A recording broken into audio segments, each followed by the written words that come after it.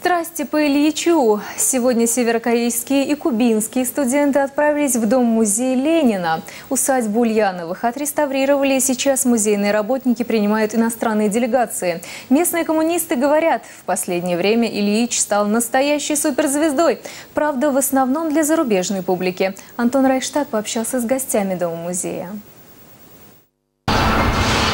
Группа товарищей из Северной Кореи, прибывших как будто из другой эпохи, тут же идеально вписалась в антураж Дома-музея Ленина. Эту делегацию не спутать ни с одной другой. Обязательные значки с изображением Ким Ир Сена, единая форма и отсутствие сотовых телефонов. Казалось, их совсем не затронула глобализация. Ну, разве что совсем чуть-чуть. Дзюдоистка Кёнг Сол из Пхеньянского университета о Ленине знает со школьной скамьи. Труды классиков марксизма-ленинизма в Северной Корее не особо распространены, но фигура вождя мирового пролетариата известна и почитаема. Здесь я чувствую, что идеи Ленина до сих пор живут. Это великие идеи. Здесь все пропитано духом молодого Владимира Ульянова. Кстати, интервью со спортсменами из Северной Кореи – это довольно непростая церемония. Сначала глава делегации выбрал благонадежную студентку, потом группа товарищей в сторонке дала ей ценные указания, а во время общения с нашей съемочной группой они же подсказывали спортсменке верные ответы.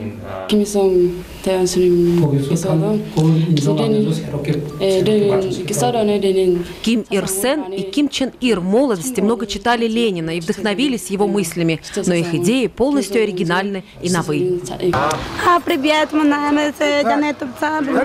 Пассионарные кубинцы на этом фоне выглядели людьми из другого мира. На острове Свободы Ильич тоже суперзвезда. Еще одна дзюдоистка, олимпийская чемпионка и двукратная чемпионка мира по дзюдо Янет Бирмой Акоста эмоционально и словоохотлива.